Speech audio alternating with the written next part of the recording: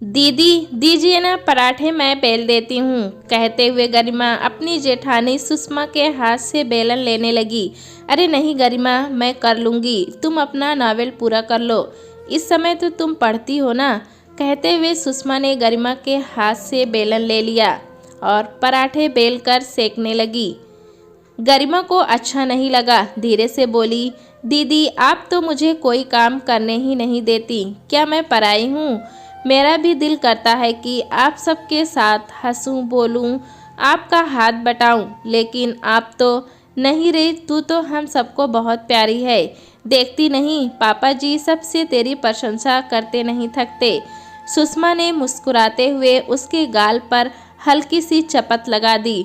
तो फिर दी, रूही और अंश मुझसे दूर क्यों रहते हैं? गरिमा रुआंसी हो गई। इसकी कोशिश तो तुझे ही करनी होगी ना, मुझे सोचती हुई वो अपने कमरे में चली गई। गरिमा चौधरी परिवार की छोटी बहू थी। उसके ससुर नारायण चौधरी की शहर के मेन मार्केट में कपड़े की बड़ी सी दुकान थी। लगन और त्योहारों के अवसरों पर तो उनकी दुकान के बाहर ग्राहकों की लंबी लाइन लगी रहती थी। पत्नी सावित्री सुगर गृहिणी थी। अपनी तपस्या के उन्होंने अपने घर को संवारा और तीनों बच्चों को पढ़ा लिखाकर एक अच्छा इंसान भी बनाया था। बड़ा बेटा सुमेश ग्रेजुएशन करके पिता के कारोबार में हाथ बटाने लगा और छोटा गौरव दिल्ली के इंजीनियरिंग कॉलेज से इंजीनियर बनकर आया तो उसने अपने शहर में ही नौकरी करना पसंद किया। उसका मानना था कि अपनों के साथ रोटी खाने में ही सुख है। सुमेश की शादी सावित्री जी ने अपने मायके से संबंधित परिवार में कर दी थी। बहू सुषमा उनकी उम्मीदों पर पूरी तरह से खरी उतरी। पोती रूही को हाथ पकड़कर चलना ही सिखा पाई थी कि भगवान के घर से उनका बुलावा आ गया। नारायण चौधरी के लिए पत्नी के बिना जीवन काटना बहुत मुश्किल लगने लगा था, लेकिन सिर पर जवान बेटी सुगंधा बैठी थी। उसी समय से सुषमा बहू पत्नी के साथ साथ देवर ननद की माँ भी बन गई थी। सुगंधा की शादी के बाद सुषमा ने ससुर जी से कहा कि अब गौरा का भी विवाह कर देना चाहिए। लड़की उसी की तरह ही सुशील और शिक्षित होनी चाहिए। नारायण चौधरी ने अपने मित्रों के बीच गौरव की चर्चा की। तब उनके एक मित्र ने बताया कि हमारे परिचित महेंद्र जी, जो आयरन फैक्ट्री के मालिक हैं, आपके गौरव को बहुत पसंद करते हैं। आप कहें तो बात चलाई जाए। अगले ही दिन महेंद्र जी अपनी पत्नी के साथ नारायण चौधरी के घर आ गए। स्वागत सत्कार के बाद महेंद्र जी बोले कि हमारी 2 बेटियां हैं, एक अपने ससुराल में है और दूसरी गरिमा को आपके घर की बहू बनाना चाहते हैं। हमें आपका गौरव बहुत पसंद है। नारायण चौधरी बोले कि ये तो हमारे लिए बड़े सौभाग्य की बात होगी, लेकिन हमारा परिवार मध्यम वर्गीय है और आप लोग रिश्ते पैसों से नहीं प्यार से बनते हैं। नारायण जी, हमें तो आपका परिवार बहुत पसंद है। आप भी एक दिन आकर हमारी बेटी से मिल लीजिए। महेंद्र जी की पत्नी बोली। सुमेश और सुषमा ने भी उनकी बात का समर्थन किया, तो अब नारायण बाबू को न कहने की कोई गुंजाइश ही न थी। 2 दिन बाद नारायण बाबू भी सब परिवार महेंद्र जी के घर पहुंच गए। गौरव और गरिमा ने भी एक दूसरे को पसंद कर लिया था और महीने भर बाद शुभ मुहूर्त में दोनों का विवाह हो गया। इस तरह गरिमा चौधरी परिवार की छोटी बहू बन गई। ससुराल में गरिमा को बहुत प्यार मिला। जेठानी के बच्चे भी उससे घुल मिल गए थे।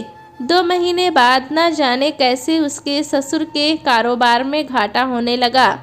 कल तक जहां ग्राहकों की लंबी लाइन लगी रहती थी, वहां सन्नाटा सा छाया रहने लगा था। व्यापारियों का भुगतान करने के लिए सुमेश को कर्ज लेने पड़ गए।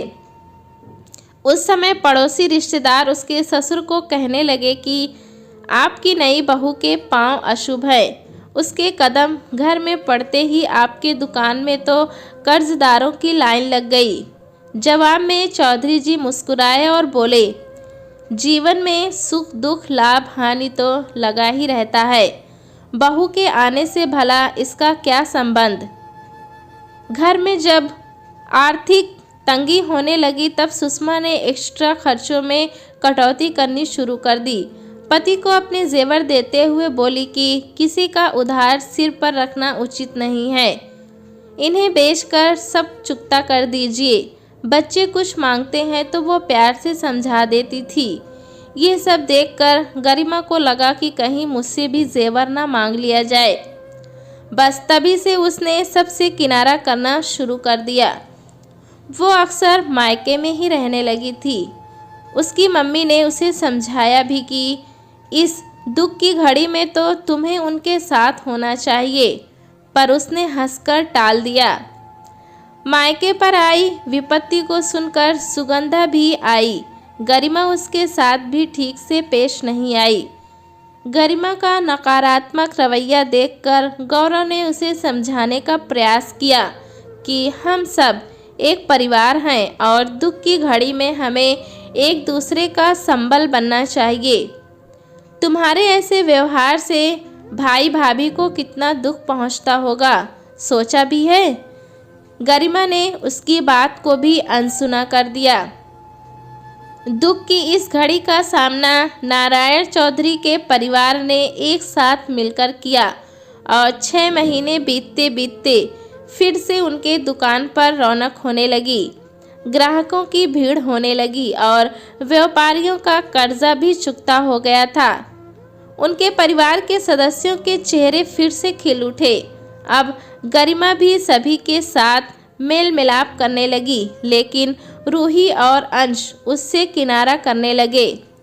वो किचन में जाती तो सुषमा मुस्कुराकर कहती, रहने दे छोटी, तू आराम कर। गौरव भी उससे खींचे खींचे से रहने लगे थे। उसने गौरव से पूछना भी चाहा, लेकिन वो कतरा कर ऑफिस चला जाता। एक दिन जब गरिमा मायके गई तो बेटी का उदास चेहरा देखकर उसकी मम्मी पूछ बैठी। तब उसने रोते रोते बताया कि घर में कोई उससे बात नहीं करता। तब उसकी मम्मी ने उसे समझाया कि खुशियों का पैसे से कोई संबंध नहीं होता है। अपनों का साथ और प्यार मिले तो हर दुख सुख में बदल जाता है। वो देख कमली को कैसे अपनी ननद को दिलासा दे रही है, और तूने क्या किया? अपने ससुराल वालों को विपत्ति की घड़ी में अकेला छोड़ दिया था।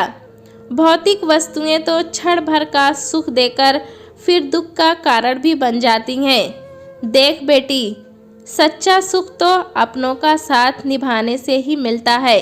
गरिमा ने देखा कि कमली फोन पर बोल रही थी। जीजी, आप चिंता तो नको करो। मुनिया अपने मामा की इकलौती भांजी है। तमे भाई ने सब इंतज़ाम कर लिए हो, और हम भी मैडम जी, उससे अब सुना नहीं गया। अपनी माँ के गले लगकर फूट फूट कर रोते हुए कहने लगी, मैंने खुद अपनी खुशियों में आग लगाई है। बेटी की आंखों से आंसू पोंछते हुए उसकी माँ बोली, सुख दुख तो अपने हाथ में होता है बेटा। एक बार तू उनके जैसा उदार बनके तो देख।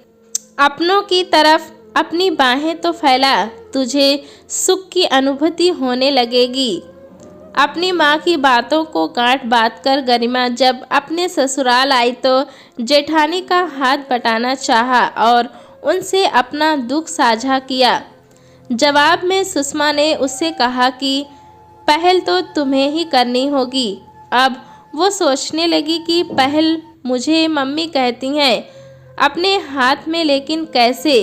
तभी उसे कुछ याद आया तो उसके होठों पर मुस्कुराहट फैल गई। फिर तो वो अपने अभियान में जुड़ गई। उसने अपने पर्स से 2 डेयरी मिल्क निकाले और बच्चों के कमरों में गई। चाची को देखकर दोनों मुस्कुराए, फिर कुछ याद आते ही नज़रें झुका ली और अपने अपने पाठ याद करने लगे थे। अंश एक कविता याद कर रहा था। गरिमा उसके साथ साथ बोलने लगी। बच्चे हैं ना, कब तक अपनी चाची से रूठे रहते। चॉकलेट देखकर अपनी चाची से लिपट गए। तब उसे लगा जैसे धरती पर ही उसे गर्व सा सुख मिल गया हो। अगले दिन से तो रूही कहने लगी, चाची मेरे लिए रिबन सैंडविच बनाइए, और अंश कहता मेरे लिए पनीर पोहा। गरिमा किचन में नाश्ता तैयार करती और सुषमा उसे प्यार से निहारती। घर का खुशनुमा माहौल देखकर नारायण बाबू तो खुशी से फूले नहीं समा रहे थे। जैसे एक लंबी काली गहन दुखों वाली रात के बाद उनके घर में सुख के सवेरे का आगमन हुआ हो। एक दिन सुगंधा आई हुई थी। उसने गरिमा से कहा कि भाभी पालक कढ़ी बनाइए ना, पापा को बहुत पसंद है। वे बेसन घोल रही थी कि तभी उसके मायके से फ़ोन आ गया। उसके हाथ तो बेसन से सने हुए थे। उसने सुगंधा से कहा कि वीडियो कॉल ऑन कर दे। स्क्रीन पर मम्मी को देखते ही वो चहक उठी। मम्मी देखिए, अभी मैं कढ़ी बना रही हूँ, आपसे बाद में। उसने फ़ोन डिस्कनेक्ट कर दिया और बेटी का हंसता हुआ चेहरा देखकर उसकी माँ की आंखें खुशी से छलक उठी थीं। बेटी मायके से अधिक अपने ससुराल के सुख दुख और उसके महत्व को समझे, यही तो हर माँ बाप चाहते हैं।